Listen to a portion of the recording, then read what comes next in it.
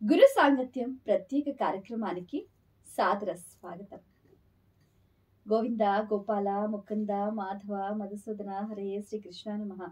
శ్రీ గురుదత్త జయ గురుదత్త దత్త దత్త. నమస్కారం.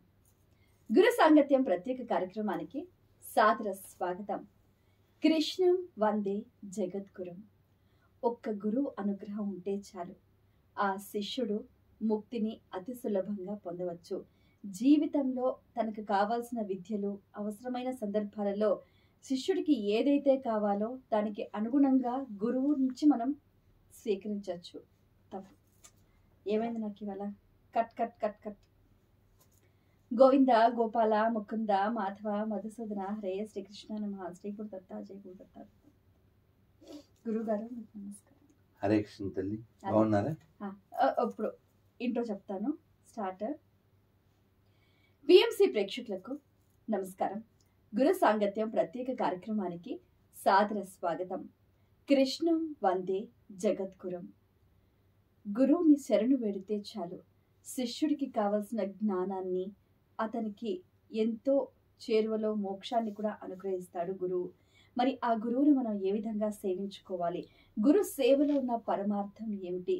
గురువుని శిష్యుడు ఏ విధంగా చేరుకోవాలి? శిష్యుడికి ఉండవలసిన గుణగణాలు ఏమిటి? ఇలాంటి ఎన్నో విషయాలకు సంబంధించి చక్కటి వివరణ అందించడానికి ప్రముఖులు ఈరోజు మనకు స్టూడియోకి విచ్చేశారు. మరెవరో కాదు, హిందుత్వ నినాదమే ధ్యేయంగా, ప్రతి ఒక్కరికి కూడా చైతన్యం కలిగించటమే తన లక్ష్యంగా, ధర్మ పరిరక్షణే శ్వాసగా ఎంతో చక్కగా విజయవంతంగా ముందుకెళ్ళిపోతూ ప్రతి ఒక్కరికి మార్గదర్శకులై నిలిచారు. ఎక్కడ అన్యాయం జరిగినా తన గళాన్ని విప్పుతారు. అలాగే ఇవే కాకుండా తాను ఒక చక్కని పండితుడిగా శాస్త్ర అధ్యయనం చేయటమే కాకుండా సంగీతంలో మంచి ప్రావీణ్యం పొంది ఏ పాట పాడినా శ్రవణానందంగా అన్నమయ్యేలా అందరినీ అలరిస్తూ ఉంటారు. అలాగే ఏదైనా సందర్భంలో ఖండించవలసి వస్తే పరశురాముల్లా అడుగు ముందుకు వేస్తూ ఉంటారు. ఇక చమత్కార విషయంలోకి వచ్చేసరికి తెనాలి రామకృష్ణుల్లా అందరినీ మైమర్పిస్తూ ఉంటారు. ఇక ధీరత్వంలో శివాజీని మించి ఒక అడుగు ముందుకు వేస్తూ ఉంటారు. ఎక్కడ ఎటువంటి పరిస్థితులలో కూడా వెనకడుగు అంటూ వేయకుండా హిందుత్వాన్ని రక్షించటమే ధ్యేయంగా ముందుకు సాగిపోతూ ప్రతి ఒక్కరి గుండెల్లో సుస్థిరమైన స్థానాన్ని సంపాదించుకున్నారు. బహుభాషా కోవిదులు, ఆధ్యాత్మికవేత్త, ప్రవచనకర్త, మీ అందరికీ బాగా సుపరిచితులైన రాధా మనోహర్ దాస్ గారు. మరి వారితో మాట్లాడి మరిన్ని విషయాలు వారి మాటలో తెలుసుకుందాం. ఈనాటి కార్యక్రమాన్ని ప్రారంభిద్దాం. నమస్కారం గురువు గారు. హరే కృష్ణ తల్లి. హరే కృష్ణ. రాధా మనోహర్ దాస్ ప్రభుజీ గారికి మా కార్యక్రమానికి సాదర స్వాగతం. ఈరోజు మీ సాంగత్యంలో కొన్ని విషయాలు తెలుసుకునే అవకాశం దొరకటం మా భాగ్యంగా భావిస్తూ ఉన్నాము. అసలు గురు సాంగత్యం వల్ల మనకు ఎటువంటి విషయాలు తెలిసే అవకాశం ఉంటుంది? చాలా మంచి ప్రశ్న, చాలా పెద్ద ప్రశ్న, చాలా ఉత్తమమైన ప్రశ్న. గురువిన గులామ నాదోదండ దొరైదండ ముగితి పరిపరి శాస్త్ర ఓదిదిరేను వ్యర్థవాయ భగతి అని కన్నడలో పురంధరదాసు వారు చెప్పిన మాట. గురువుని అంటే దాని అర్థం ఏంటంటే, గురువుకి నీవు బానిసల సేవ చేయకపోతే, గురువిన గులామ దొరైదండ ముక్తి, if you are not slave to your guru, అంటే అంత బాగా మీనియల్ అంటాం ఇంగ్లీష్లో, అలా ఉంటే తప్ప మనకి దొరైదండ ముక్తి పరిపరి శాస్త్ర ఓదిదిరేను వ్యర్థవాయ భక్తి. నువ్వు చాలా 106 పురాణ ఓదిదిరేను అని కూడా చెప్పారు. 106 పురాణాలు లేవు, కానీ 106 పురాణాలు చదివినా కూడా వ్యర్థమే if you are not slave to your guru. అంటే అంత స్ట్రాంగ్గా ఎందుకు చెప్పారంటే, రామచంద్రమూర్తి విష్ణువే, కృష్ణుడు అదే, కానీ వాళ్ళిద్దరుగా 2 అవతారాలు వచ్చినప్పుడు వారు వశిష్ఠుని ఆశ్రయించారు, వీరు సాందీపుని ఆశ్రయించారు. అంటే గురువు ఎంత ముఖ్యము అని చెప్పడం కోసం వారు అలా, అంటే వారికి వాళ్ళు నేర్పాలి అని కాదు. అక్కడ 64 కళలు కృష్ణుడు బలరాముడు 64 రోజుల్లో నేర్చుకున్నారు. మనకి జీవితంలో కూడా రావు, మొత్తం అంతా 64 భాగవతంలో ఉంటుంది. అలాగే రామచంద్రమూర్తికి వశిష్ఠుడికి వశిష్ఠుడు ఏం నేర్పితే అది అలా వారు కూడా నేర్చుకున్నారు. అలాగే రాములు వారు విశ్వామిత్రుడితో వెళ్తారు కదా, వెళ్ళినప్పుడు వాళ్ళ నాన్నగారు చెప్పారు దశరథుడు, గాదినందనుడు అంటే గాధేయుడు అంటారు ఎవరిని, మన విశ్వామిత్రుడు. గాదినందనుడు పెదవి కదిపిన పిమ్మట పదము కలుపుము రాఘవ అన్నారు. ఆయన నోరు విప్పి చెప్పిన తర్వాత ఎటుంటే అటు నడువు, ఆయన చెప్పింది చెయ్యి అని చెప్పారు. అలా వాళ్ళు అవతార పురుషులు అయినప్పటికీ కూడా ఒబిడియంట్గా ఉన్నారు. నేర్చుకునే బుద్ధి ఉన్నవాడు అలా ఉండాలి. గురువు అంటేనే అర్థం ఏంటి సంస్కృతంలో? బరువు అని అంటారు. గురువు అంటే బరువు, మన బరువు తొలగించేంత బరువు అని. మనకు బరువు ఏమిటి అసలు? మన బరువు అంటే బాడీ వెయిట్ అని అనుకుంటారు, కానీ కర్మ యొక్క బరువు అంటే జన్మ, మృత్యు, జర, వ్యాధి. ఇవి మన బరువులు. ఓకే, జన్మ, మృత్యు, జరా, వ్యాధి. ఇందులో జన్మ తెలుసు మనకి, మృత్యువు తెలుసు, వ్యాధి కూడా తెలుసు. మరి జర అంటే ముసల్తనం. వద్దన్నా అది వస్తుంది, వద్దన్నా ఆల్రెడీ పుట్టేశాం కాబట్టి చచ్చిపోతాం. ఇవి రెండు మనకు తెలుసు. మధ్య మధ్యలో రోగం వచ్చి ఆగం చేస్తుంది. ఈ నాలుగిటిని భవము అన్నారు. అన్నమయ్య ఒక కీర్తనలో చెప్తారు, అన్ని విభవముల అతడితడు, కన్నులు వేవేలు గలగనోడితడు, అన్ని విభవముల అతడితడు, వేదాంత కోట్ల విభుడితడు, నాద బ్రహ్మపు నడుమితడు.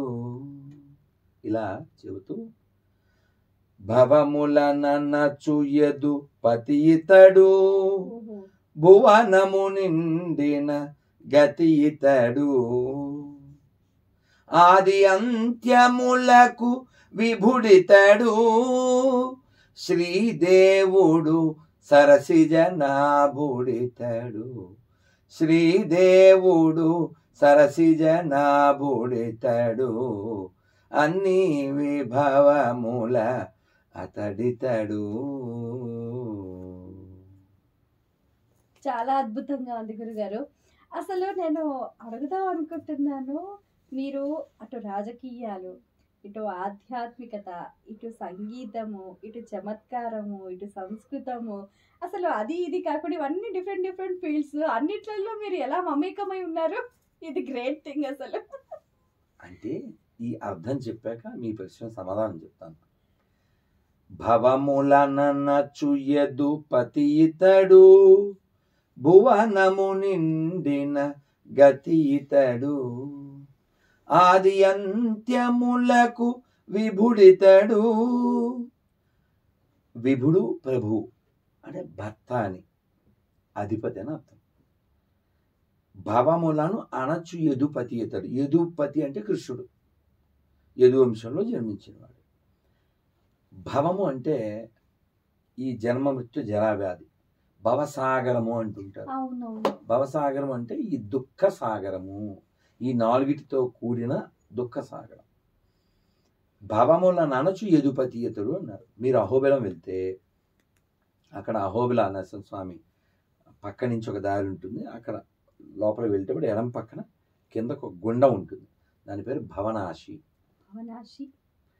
అందులో స్నానం చేస్తుంటారు. ఆ పై కొండ నీళ్ళు అలా వస్తూ ఉంటాయి. ఈ భవం అనేటువంటి అంటే సంసారం తొలగాలి. ప్రహ్లాదుడు వాళ్ళ నాన్నని అదే ఒళ్ళో పెట్టుకుని నరసింహస్వామి చీల్చి చంపేసిన తర్వాత అందరూ భయపడుతుంటారు.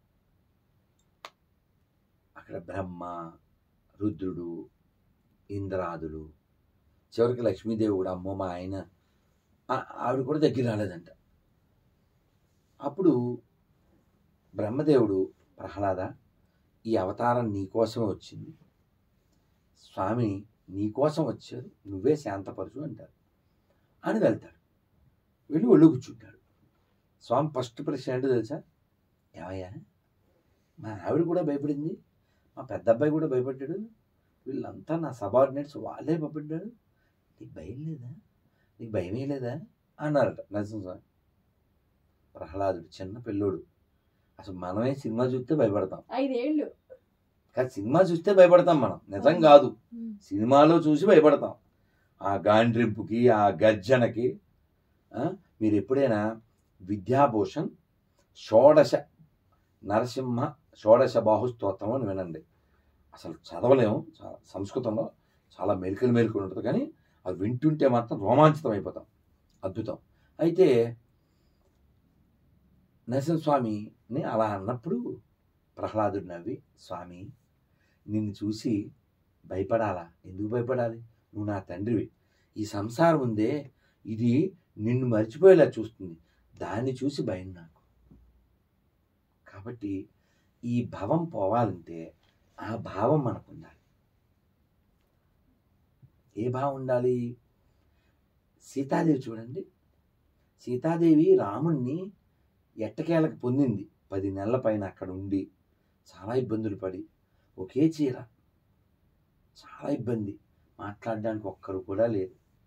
హనుమంతుడు అనుకున్నాడంట, రాముడు చాలా కష్టాలు పడుతున్నాడు అనుకున్నాడు, కానీ సీతాదేవిని చూశాక పడాలి, ఇంకా పడాలి అనుకున్నాడు. ఎందుకంటే మరి సీతాదేవి కష్టంతో పోలిస్తే రాముడి చాలా చిన్నది అని అనుకున్నారట హనుమంతుడు. ఎందుకు అనుకున్నారు? రాముడికి చెప్పుకోవడం తమ్ముడు ఉన్నాడు, సుగ్రీవుడు ఉన్నాడు, ఆ పని చేసి పెట్టడానికి హనుమంతుడు ఉన్నాడు, ఇంకా అంగదుడు, సైన్యం మొత్తం ఉంది. సీతాదేవికి ఉన్నారమ్మా. ఇది ఎందుకు చెప్పానంటే, చెప్పుకోవడానికి ఎవరూ లేకపోయినా హోప్ కూడా లేదు, ఒక్క హోప్ కూడా లేదు సీతాదేవికి. అయినా స్టబాన్ అంటారు, అలా నిలబడి ఉంది. అలా జీవుడు కూడా నిలబడి ఉండాలి, జీవితంలో మనం నిలబడి ఉండాలి. సీతాదేవిని రాముణ్ణి పొందడానికి కారణం ఏంటంటే చెప్పారు. సింహాచల శాస్త్రి గారు వారి హరికథలో చెప్తూ ఉంటారు, నేను రోజు వింటుంటాను. సీతాదేవికి రాముడు ఒక్కడే తెలుసు, మరి మనకు రాముడు తప్ప అన్నీ తెలుసు. దీనికి గడ్డి పెట్టారు త్యాగరాజ స్వామి వారు. ఏమని గడ్డి పెట్టారు? తెలియలేరు రామా భక్తి మార్గమును, తెలియలేరు రామా వేగలేచి నిటమునికి బూటి బూసి వెలనించి, వేగలేచి నిటమునికి బూతి బూసి వెలనించి, పైక మార్జనదనలోలులౌదురే గాని. ఎంత పెద్ద స్లాబ్ అది! రామా, నిన్ను తెలుసుకోవడం చిన్న విషయం కాదు. లేవచ్చు, పొద్దున్నే నీటిలో మొలగచ్చు, ఏవో లెక్కలవి వేయచ్చు, కానీ ఏదో సినిమాలు చెప్తారు ఎప్పటి నుంచో లెక్క, ఇక్కడి నుంచో లెక్క లాగా, అదంతా ఒక లెక్క. అది ఫర్ దట్ లెక్క. ఈ లెక్క కోసం కాదు, ఆ లెక్కన బతకడం. నువ్వు ఒక్కడవే నాకు కావాలనే లెక్కన బతకాలి. దీనికి చెప్పారు త్యాగరాజ స్వామి, ఉండేది రాముడొక్కడే ఊరకే చెడిపోకు ఓ మనసా, ఉండేది రాముడొక్కడే. ఇలా చాలా చెప్పాల్సి వస్తుంది. ఈ ఒక్క ముక్క చెప్పి దీన్ని కట్ చేసి మీ రెండో ప్రశ్న ఆన్సర్ చెప్తాను. రామభక్తి సామ్రాజ్యమే మానవున కబ్బునో. రామభక్తి సామ్రాజ్యమే మానవున కబ్బునో అన్నారు. అంటే ఏమిటి దాని అర్థం? సంస్కృతంలో శ్లోకం ఉంది, దుర్లభం మానుషం జన్మం, దుర్లభం ముముక్షత్వం, దుర్లభం మహాపురుష సంశ్రయం. ఈ 3 రేర్ అంట. దుర్లభం అంటే రేర్ కదా. ఏమిటిది? మొట్టమొదటి రేర్ మానవ జన్మ, రేర్ టు అచీవ్, వచ్చేసిందిగా. రెండో రేర్ ఏంటి? మోక్షం పొందాలనే కోరిక. ఒకసారి రంగరామానుజీరి గారిని వారు విశాఖపట్నంలో ఏదో కార్యక్రమం పెట్టారు. అక్కడ వాళ్ళని అందరినీ అడిగారు, మనం అందరం ఇక్కడికి ఎందుకు వచ్చాం? విష్ణు సహస్రనామం అది చదివాం కదా, ఎందుకు? భగవంతుని మెప్పిద్దామని. ఎందుకు మెప్పించాలి? మెప్పిస్తే రప్పిద్దామని. ఆయన ఎందుకు రావాలి? మనకి మోక్షం అవ్వడానికి. ఇక్కడ ఎంతమంది రెడీగా ఉన్నారని అడిగారు. ఇంకా చూడండి అసలు ఎందుకు ఎత్తారు? బలిదానం మనం అని అనేసారు కూడా. మనం భగవంతుడు మోక్షం ఇవ్వడానికి సిద్ధంగా ఉన్నా మనం లేమే. నేను కూడా అప్పుడప్పుడు సభలో ఇవాళ రాత్రి పడుకుని రేపు లేకపోయినా పర్లేదు అనుకున్న వాళ్ళు చేస్తాను అంటారు. కొంతమంది ఎత్తరు, చాలా మంది ఎత్తరు. అంటే రేపు పొద్దున్న లేద్దామని ఉద్దేశం. ఆశ కాదమ్మా, నేను అనేది రేపు పొద్దున్న లేవాలని ఆశ ఉండడం వేరు, కానీ శ్వాస లేకపోతే నీ ఆశతో ఉపకారం ఉంది. నువ్వు ఉంటే కదా నీ ఆశలు. అందుకని తెలివైన వాడు ఎవడు అంటే మా పెద్ద స్వామి ప్రభుపాదులు వారు చెప్పారు, the person who don't have Dzire. వాడు తెలివైన. నువ్వు ఎప్పుడు బాధపడతావు? కోరుకుంటే బాధపడతావు. ఇది కావాలి కోరిక. ఆ కోరిక ఎన్నో చేయిస్తుంది, ఉత్పాతాలు దిగజార్చేస్తుంది. మనం ఎన్ని చూసాం. రావణాసురుడు ఎవరు చెప్పినా వినలేదు, దుర్యోధనుడు ఎవరు చెప్పినా వినలేదు. నిన్న రజాకార్ మూవీ చూసాం. అతను కూడా అదే కదా. అతను ఎన్ని గ్రామాలు తగలబెట్టాడు, ఎన్ని మానాలు తీశాడు, ఎన్ని ప్రాణాలు తీశాడు. అలా ఎందుకు జరుగుతుంది? కేవలం నేను అనే అహంకారం.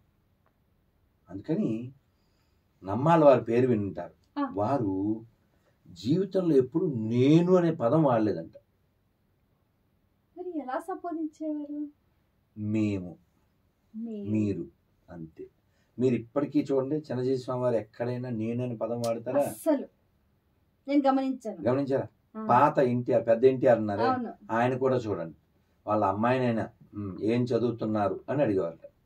మీరు అంటే ఉదాహరణ కోసం చెప్పాను. మేము, మీరు ఇలాగే సంబోధించాలి. నమ్మాలి వారు ఏం చెప్పారో కూడా చెప్తున్నారు. ఎప్పుడైనా రోజులో మనం నువ్వు అని రాస్తే, అదే నువ్వు అని అంటే ఎన్నిసార్లు నువ్వు అన్నాము అవన్నీ యమధర్మ చిత్రగుప్తుడు రాస్తాడంట. 20 సార్లు నువ్వు అని నిన్ను నువ్వు సంబోధించుకున్నావు అనుకుందాం, 20 సార్లు రాస్తారు. చిత్రగుప్తుడు అంటే సాయంత్రి గారు చెప్పారు, ఎప్పుడు ఆయనతోనే చెప్పాను, ఆయన కనబడితే కాశీలో చిత్రంగా చూసి గుప్తంగా రాస్తానంట చిత్రగుప్తుడు. మనం చేసే పనులు చిత్రంగా చూస్తానంట, గుప్తంగా రాస్తానంట. ఇలా రోజుకి మనం 20 సార్లు 40 సార్లు నేను అన్నాం అనుకోండి. సో రెండు సార్లు నువ్వు అంటే అదే నేను అంటే, 2 సార్లు నేను అంటే ఒక 2 కొమ్మల జంతువు జన్మ శాంక్షన్. అంటే ఎంత తగ్గించుకోవాలో ఇంకా ఆలోచించుకోండి. నేను అనే పదాన్ని ఎంత తగ్గించుకోవాలి. ఎందుకంటే నేను అంటే నేను అంటే శరీరం. ఈ శరీరం దేనికి వచ్చింది? మోక్షం పొందడానికి వచ్చింది. కానీ మోక్షపు ఆలోచన లేకుండా అన్నమయ్య తిడతాడు, చెప్తాడు కాదు, ఎక్కడి మానుష జన్మం వెత్తిన ఫలమేమున్నది, నిక్కము నిన్నే నమ్మితి నీ చిత్తంబికను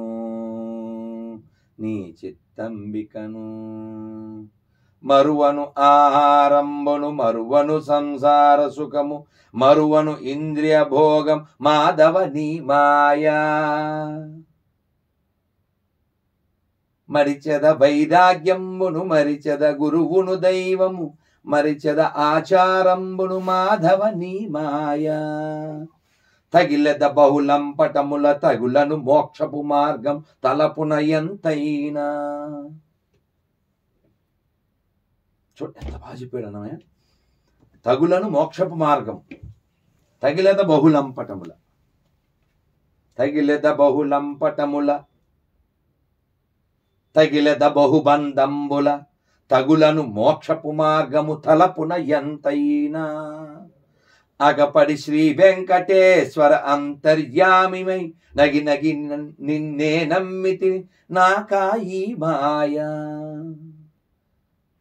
అంటే స్వామి నిన్నే నమ్మాను, నాకేంటి స్వామి మాయ, నా స్వభావం ఏమిటంటే ఈ ప్రపంచాన్ని బాగా పట్టుకుంటాను, మోక్షం అనే ఆలోచన కూడా లేదు. అంటే ఎవరిని ఉద్దేశించి మాట్లాడాడు? కామన్ మ్యాన్ దృష్టిలో పెట్టుకుని. అన్నమయ్య చెప్పినా, త్యాగరాజ స్వామి చెప్పినా, అర్జునుని అడ్డం పెట్టుకుని కృష్ణుడు చెప్పిన. అర్జునుడికే చెప్పాడా భౌతికత? మనకే. అర్జునుడు చెప్పాలేమిటి? అర్జునుడు ఎప్పుడు శాశ్వతమైన ఆయన సఖుడు. కాబట్టి ఈ భవము నుంచి బయటపడడం ఇదంతా. భావం అంటే ఈ సంసారం. ఇప్పుడు ఇంతకీ ప్రహ్లాదుడు ఏమన్నాడు? స్వామి, నిన్ను చూసేందుకు భయపడతాను స్వామి, నువ్వు నా తండ్రివి. ఈ సంసారం ఉందే మాయ, ఇది భవము, ఇది నిన్ను మర్చిపోయేలా చేస్తుంది, అందుకని భయపడుతున్నాను అన్నాడు. కాబట్టి ఎవరైనా ఇళ్లల్లో ఒక నరసింహస్వామి పెట్టుకొచ్చా, అమ్మో నరసింహస్వామి ఏవో అంటుంటారు. అవును, అసలు నరసింహస్వామిని చూసి సంతోషపడ. ఆయన ఎందుకు వచ్చాడు? ఆయన డిక్లేర్ చేశాడు, నేను వెళ్ళాలి ఇప్పుడు. సాగంటి గారు అంటారు కదా, అతనిని నా కొరకు రక్షింపవలయన్. నేను వెళ్ళాలి, వెళ్ళకపోతే నా పరుగు పోద్ది. ఎవరికి? నరసింహస్వామి. అంటే ఎలా అంటే ఇప్పుడు ప్రహ్లాదుడు నరసింహస్వామిని ఎంత వశం చేసుకున్నారు చూడండి. నరసింహస్వామి హృదయం ప్రహ్లాదుడి పట్ల ఎంత బాండ్ అయిపోయిందో చూడండి. నేను వెళ్ళాలి ఇప్పుడు అని సరదాగా సాతులూరు గోపాలకృష్ణమాచార్యులు వారు చెప్తారు.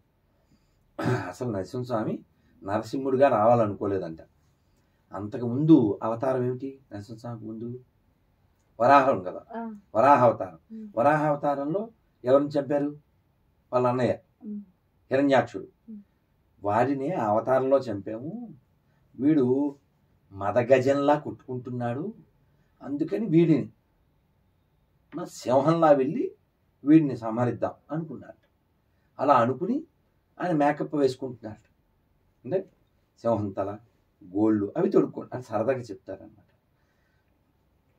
ఈ గోళ్ళు తొడుక్కుంటూ ఉంటే ఈ గద చక్రం వచ్చినాయి అంట. మేము సీనియర్స్ కదా, ప్రతిసారి మమ్మల్ని వాడతారు కదా, ఇప్పుడు వీటిని ఏంటి అన్నారట. అవి వెళ్ళిపోయి అనుకున్నాయంట, ఇప్పుడు ఇలా అంటారు ఈ స్వామి, అక్కడికి వెళ్ళాక ముసలినో దేన్నో చూస్తారు, ఇలా అంటారు మళ్ళీను. మనం సీనియర్స్, మనం ఎప్పుడు రెడీగా ఉండాలి, ఇలా చాలా చలోక్తిగా వారు చెప్పారు. కానీ ఈ హిరణ్య కశిపుడు ఎవరైతే ఉన్నారో అతని బుద్ధి భగవంతుడికి వ్యతిరేకం, ప్రహ్లాదుడు ఆయనకి అనుకూలం. కానీ నరసింహస్వామి ఎంత గొప్పవాడో, ప్రహ్లాదుడు ఎంత గొప్పవాడు అంటే, అలా ఒళ్ళో కూర్చోబెట్టుకున్నాక ఏం కావాలి అని అడిగారు. ఎవరైనా ఏం చెప్పాలండి? ఎవరు లిస్టు చెప్పాలి కదా. మనలాంటి వాళ్ళు అయితే కిరాణా పెట్టి అంత చెప్తాం. ప్రహ్లాదుడు ఫస్ట్ ఏమన్నాడు తెలుసా? మా నాన్నగారికి మోక్షం అంటే. అదే ఎక్స్పెక్ట్ చేస్తావా? మా నాన్నగారు చేసిన తప్పుల్ని క్షమించి అతనికి మోక్షాన్ని ప్రసాదించాలని కోరుకుంటారు. ఆయన ఆశ్చర్యపోతారు. నరసింహస్వామి ఆనందంతో కొంచెం సెటరిక్గా, ఏమిటి మోక్షం, నేను ఆల్రెడీ కొత్త నరకాలు అవి రెడీ చేయమని చెప్పాను, అసలు మీ నాన్న చేసిన అల్లరా మామూలు అల్లరా, అసలు ఒక నరకం చాలదు, కొత్త ఆర్డర్ ఇచ్చి వచ్చాను ఇంజనీర్కి అని నవ్వి, నాయన నీలాంటి పుత్రుడు ఒక్కడు ఉంటే చాలు కదా, మీ నాన్న ఏమిటి అంతకుముందు 28 తరాలన్నీ కూడా మోక్షానికే వెళ్తాయి, నీలాంటి పుత్రుడు ఒక్కడున్నందుకు అని చెప్పారు. అందుకని ప్రహ్లాదుడిని భక్తుడు అని పిలవకూడదు, భక్తరాజ్. మేము రోజు కీర్తన చేస్తాం ఉదయం సాయంత్రం. మా కోసం ఒకసారి ఇది అంటే కొంచెం చెప్తాను. నామస్తే నరసింహాయ ప్రహ్లాదహ్లాదదాయూనే హిరణ్యకాశీపూర్వక్షః శీలటంకానకాలాయే ఇతో నరసింహ పరతో నరసింహ యతో యతో యామి తతో నరసింహ బహిర్నరసింహ హృదయే నరసింహ నరసింహామదిం శరణాం ప్రపద్యే. ఇలా పాడతాం. ఈ కీర్తన అయిపోయాక సమస్త భక్త విఘ్న వినాశ శ్రీ శ్రీ లక్ష్మీ నరసింహదేవ భగవానికి, భక్తరాజ్ ప్రహ్లాద మహారాజుకి అంట. భక్త ప్రహ్లాద కనుకోడు, Bhaktaraj, king among the devotees. అంత గొప్ప భక్తుడు కాబట్టే ఉదయం పూట ప్రాతకాలాన ఖచ్చితంగా తలవవలసిన వ్యక్తుల్లో మొట్టమొదటి వాడు ప్రహ్లాదుడు. ఎలా తలుస్తారు అంటే ప్రహ్లాద నారద పరాశర పుండరీక వ్యాసాంబరీష సుఖ సౌనక భీష్మదాల్భ్యా. మొట్టమొదటి పేరు ఎవరిది? ప్రహ్లాదుడు. ప్రహ్లాదుడు గురువు ఎవరు? నారదుడు. కానీ ఆయన తర్వాత చెప్పారు ప్రహ్లాద నారద. ముందు గురువుని చెప్పాలి. నిద్ర లేవగానే రోజు ఇలా తలుచుకోవాలంటారు. ఎందుకు తలుచుకోవాలి? వాళ్ళు భాగవతోత్తములు కదా, అంటే సక్సీడ్ పీపుల్ అంటాం కదా, వాళ్ళంతా సక్సీడ్, వాళ్ళంతా ఆల్రెడీ రీచ్ అయ్యారు డెస్టినేషన్. నారదుడు మీరు భాగవతంలోకి వస్తే ఆయన పూర్వజన్మని వ్యాసుల వారితో చెప్తారు. వ్యాసుల వారు, ప్రహ్లాదుడు, వాల్మీకి, ధ్రువుడు వీళ్ళందరూ నారదుడి శిష్యులు. నారద మహర్షి మనం ఏదో సినిమాల్లో చూపించినట్టు ఏదో జోకులు అలా అది కాదు. అసలు నారదుడు అని అంటే ఆయన ఏదో కయ్యాలు పెట్టేవాడని, మీడియేటర్ అని ఏదో అక్కడ నిప్పు ఇక్కడ ఏదో మాట్లాడతారు. ఇవన్నీ తెలుసా? ఎవరికి తెలియదు. ఆయన ఏమన్నా దేవర్షి నారద స్తదా అన్నారు తెలుసా? కృష్ణ భగవానుడు విశ్వరూపంలోనే చెప్పారు, దేవర్షుల్లో నేను నారదుని అన్నారు. అలాగే దేవర్షి అంటే ఇప్పుడు భూమి మీద ఉండే వాళ్ళు మహర్షులు బ్రహ్మర్షులు ఉంటారు. కానీ ఆయన దేవలోకంలో భూలోకంలో రెండు చోట్ల సంచరించగలిగే వ్యక్తి కదా ఆయన. అసలు విష్ణువుతో మాట్లాడతారు. మీరు మనం అంటే ఈ వెంకటేశ్వర మహత్యంలో ఈ భృగు మహర్షి విషయంలో ఆ భృగు కూడా 3 లోకాలకు వెళ్తాడు. మన నారదుడిని ఏమంటారు తెలుసా? లోక గురువు నారద అన్నారు. లోక గురువు. మీరు చూడండి ఆయన శిష్యులందరూ స్టాల్ వార్డ్స్. కానీ ఆయన ఇన్ఫర్మేషన్ పాస్ చేసి ఆయన గురువు ఎలా అయ్యాడు? కాదమ్మా, మీరు ఎవిడెన్స్ చూడాలి. ఎవిడెన్స్ చూడండి. ఆయన శిష్యులు అన్ని పెద్ద తలకాయలు. వ్యాసుడు ఎవరండి? అష్టాదశ పురాణాలు, భారతం, భగవద్గీత, ఉపనిషత్తులు, వేదాలు ఇన్ని లోకానికి ఇచ్చినవాడు. వ్యాసోచిష్టం జగత్సర్వం అన్నారు. ఉచ్చిష్టం అంటే ఏమిటమ్మా? ఇంగిలి. ఉచ్చిష్టం అంటే ఇంగిలి. అంటే దాని అర్థం ఏమిటి? వ్యాసోచిష్టం జగత్సర్వం అంటే ఈ లోకంలో జ్ఞానం ఏదైతే ఉందో అదంతా ఆయన ఇంగిలి, అంటే ఆయన నోట్లోంచి వచ్చింది, ఆయన నుంచి వచ్చింది అని అర్థం. వ్యాసుడి నుంచి. అలాంటి గొప్పవాడి గురువు నారదుడు. ఆ నారదుడు వారు వ్యాసుడితో చెప్తున్నారు, గత జన్మలోనే ఇదంతా భాగవతంలో వస్తుంది, కొంచెం బరువు అవుతుంది హృదయం చదివితే. నేను గత జన్మలో ఒక దాసీపుత్రుడిని. మా నాన్న ఎవరో ఆయనకి తెలియదంట. వాళ్ళ నాన్న ఎవరో, వాళ్ళ అమ్మ ఎవరేళ్ళలోనో పనిచేస్తుంటే 4 నెలలు చాతుర్మాస్యం వస్తే ఆ వచ్చిన మునులకి ఋషులకి ఆయన సేవ చేస్తే వారి ఉచ్చిష్టం వీరు ప్రసాదంగా స్వీకరిస్తే తర్వాత చాతుర్మాస్యం వానల కాలం అయిపోయి వాళ్ళు వెళ్ళిపోయారు. వెళ్ళిపోయిన తర్వాత నారదులు వారు వాళ్ళ అమ్మ ఎక్కడ అడవికి వెళ్ళి కట్టెలు తెస్తుంటే పాము కాటేసిందంట. 5 ఏళ్ల పిల్లోడికి అమ్మ చచ్చిపోతే ఏమనుకుంటాడు? వెంటనే భక్త తుకారాల్లో సాంగ్ వస్తుంది. ఏంటది? ఉన్నావా, ఈ సాంగ్ వేయాలి కదా. కానీ నారదుడు, స్వామి ఉన్న ఒక్క బంధం తొలగించేసావా అని, చాలా బాగుంటుంది, మీరు బాగా చదవాలి. కొండలు, గుట్టలు, వనాలు, నదులు, పల్లెలు, మైదానాలు ఎన్నో దాటి దాటి దాటి దాటి ప్రయాణం చేసి ఒక నిర్మానుష్య ప్రదేశానికి భగవంతుని ప్రార్థిస్తే ఒక క్షణకాలపు, అంటే ఒక మెరుపులాగా ఒక క్షణకాలపు భగవద్ దర్శనం అయిందంట. మనం చూడండి తిరుమల వెళ్తాం, ఏమిటో బ్యాగులు అవి సర్దేసుకుని ప్రయాణం చేసి ఆ రూమ్ కోసం క్యూ లైన్లో నుంచుని చాలా ఇక్కట్లు పడి టికెట్లు తీసుకుని మళ్ళీ క్యూ లైన్లో గంటలు ఉండి, ఇదివరకు పాలు ఇచ్చారు ఇప్పుడు అవి కూడా ఇవ్వకపోయినా అలా తిప్పలు పడి మొత్తానికి ఆ క్యూ లైన్లో చేరి మహా ద్వారంలోంచి అలా వెళ్తూ, ఒరే అదుగో అదే అనంతాల వారు కొట్టిన గడ్డపార అక్కడ ఉంది అని చూపిస్తూ అలా లోపలికి వెళ్ళి ధ్వజస్తంభాన్ని దాటి బలిపీఠం దాటి వెండివాకిలు దాటి అలా పక్కన నాలాంటి వాడు తెలిసిన వాడు ఏం చేస్తా అంటే ఆ క్యూ లైన్లోంచి వెళ్ళిపోకుండా అక్కడ గ్యాప్ వస్తుంది, జలగా ఫ్రీగా ఉంటుంది. వెంటనే అక్కడ వరదరాజస్వామి వారు ఉంటారు ఎడం పక్కన, టక్కున ఆయన కోసం అష్టాంగం చేసేసి గబగబా లోపలికి వెళ్ళి అలా కుడి పక్కన గరుత్మంతుడు కాంతులీంతో కనబడుతుంటే ఒక్కసారి గరుత్మంతుడికి నమస్కారం చేసేస్తే అలా నెమ్మదిగా ఇక్కడి నుంచి జై విజయుల దాకా ఏమన్నా అరగంట పడద్దా, 1/2 నిమిషం పడద్దా అంతే. దానికే మనం బాగైంది ఎంత మొఖం ఆ రెప్పపాటు దర్శనమే అసలు ఇలా చెప్పండి. కళ్ళల్లో నిలిచిపోతుంది ఎంత అసలు. ఎంత ఎంత అసలు అగ్గగ్గలంటారు. ఎంత చెప్పండి. అసలు ఏమన్నా పోనీ ఆ గరుత్మంతుడి నుంచి జైవిజులకి నిమిషం కూడా పట్టదు. దానికి తోడు తిట్టకూడదు వీళ్ళు, మళ్ళీ అరుపులోటి గోవింద చెప్పకుండా మైకి పెట్టుకుని అల్లరి చేస్తుంటారు. ఇంత హడావిడిలో ఇంకా చంటి బిడ్డల తల్లు రాత్రి 1 గంట ఆ టైంలో దర్శనం అయిపోతే పాప ఆ బిడ్డలు అలా పడుకుంటే వాళ్ళు లేపి, నాన్న జేజు వచ్చాడా, దేవుడు వచ్చాడా అంటుంటారు. వాళ్ళు చూడలేరు, వీళ్ళని చూపించాలి. ఇంత హడావిడిలో ఆ క్షణకాలపు దర్శనానికి ఒళ్ళు అలిసిపోయి కళ్ళు సోలిపోయి ఆ మనసు అమ్మయ్య కృష్ణ స్వామి స్వామి స్వామి అని పొంగిపోతారే.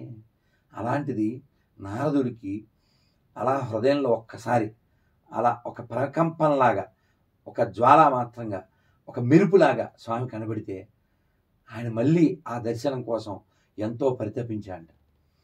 పరితపిస్తే స్వామి అశరీరవాణిగా చెప్పారట, నాయన ఏటీఎం కార్డు ఉండొచ్చు, డబ్బులు లేవు, నువ్వు తపస్సు చెయ్యి, ఆ తర్వాత నువ్వు ఎప్పుడు నాతోనే ఉంటావు అని చెప్పారట. అలా ఇంకేమీ తినకుండా ఆయన అలా తపస్సు చేసి శరీరాన్ని వదిలిపెట్టాడు. తర్వాత స్వామివారికి దగ్గరయ్యారు. ఇదంతా ఆయన చెప్తారు. బాగుంది.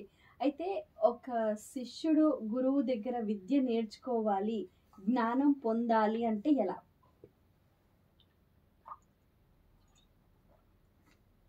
దీనికి సమాధానం కృష్ణ భగవానుడు భౌతికగా చెప్పారు. విద్యా వినయ సంపన్నే బ్రాహ్మణే గవిహస్తిని సునిచైవ స్వపాకే చ పండిత సమదర్శన. శిష్యుడు ఎటువంటి వారి దగ్గర చేరాలి? పండితుడైన వారి దగ్గర చేరాలి. పండితుడు అంటే ఎవరు? పాండిత్యం. పాండిత్యం అంటే పండ అంటే ముగ్గినవాడై ఉండాలి. అతను జ్ఞానంలో ముగ్గాలి. అతని దృష్టి ఎలా ఉంటుందంట?